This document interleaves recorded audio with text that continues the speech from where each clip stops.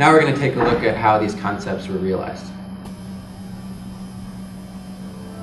Now we are approaching the site from one of the main alleys that connects the site from the central area. Because we're involved in water and water filtration, it made the most sense for us to sink the building underground so they can utilize the greatest quantity from runoff and also rain. And it became an obtrusive form that goes well with the current urban situation.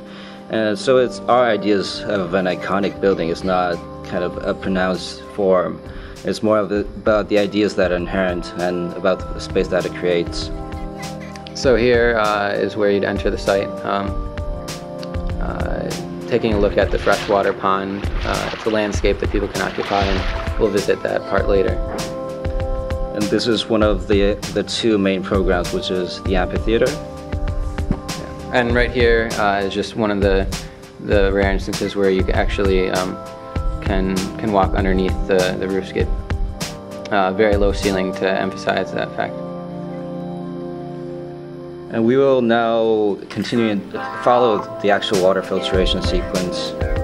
So you see the very first pond. This is where all the collection from the runoff occurs from the largest street that the site encompasses. And it will be saturated with reeds that would actually help to hide the theater from a certain vision. And here we're taking a look where you'd enter the theater. And this is actually where the water would overflow. Now we're following down along the series of filtration ponds, which will be actually be saturated with a lot of foliage that acts as a biological filtration system. Adjacent to this main path is this plot of grass that people can occupy, picnic on, enjoy, have this open air view, and just get away from the city. And you can see that our filter ponds are kind of covered. And keep the process more controlled. Now we're descending further down, seeing one of the main structural elements. And this structural element actually supports the clean water reservoir. And it's kind of a form that ended up being like a flower that feeds the clean water up to the surface. And it's actually a form that is derived from connecting the roofscape with the very strict shapes that the wastewater treatment system is acting as foundation and forming.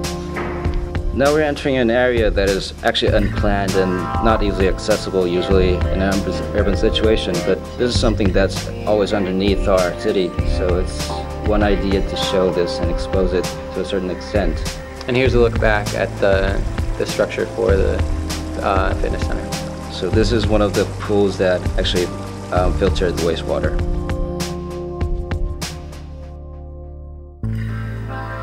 Now we're entering the site through a smaller alley in the northwest. We're heading towards the fitness center entrance.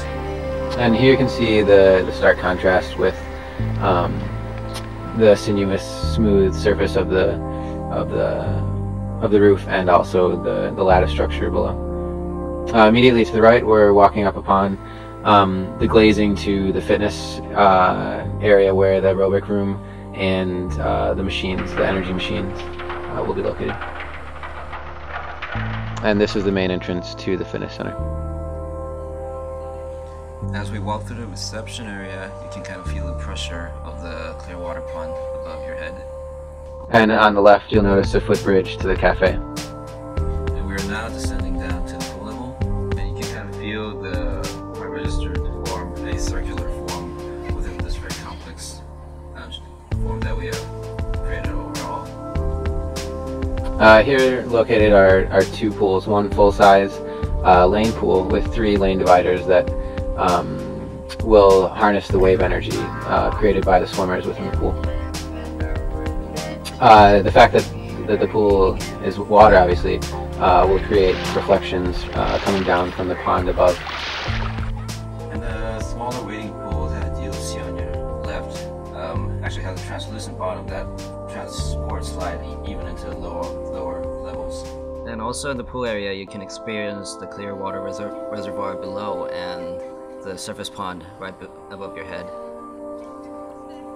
Now we're entering the site through the main street, which would also simulate the access you would take when you're taking a public transportation. And this is also the path that water runoff would take and then collect in this pond. The pond collects water and then filters straight through and channels down through a river that runs into the clean water pond. If the quantity of water is too large, it overflows and cascades over the side, creating a waterfall effect for theater spectators, and then this water goes into one of the high level ponds and then will be filtered in a succession of ponds. You can also see the two differentiation of materials, one being the porous concrete and another being a more clean white concrete. Here you see the shell design of the theater reflecting sound without having a completely enclosed space. And this view kind of signifies that our ideas of creating new urban path throughout the site. It's unobtrusive. It allows people to pass through. They don't necessarily have to descend into the site, but they can absorb it and hopefully take what positive influences it may have on them. Now we're approaching the highest point in the site that you can access by foot. And you can see the two sides of contrast that this spatial form that we have devised are creating through different slope situations. So here you start to get a good look at the freshwater pond that's created through this whole process and powered by the humans in the fitness center. It actually has a glass bottom with a structural ribbing, and which allows light to come into the whole underground space. Hopefully the ideas and characteristics inherent in our design provide an optimistic outlook for the people of Rio and further inspire the pursuit of an ecological architecture.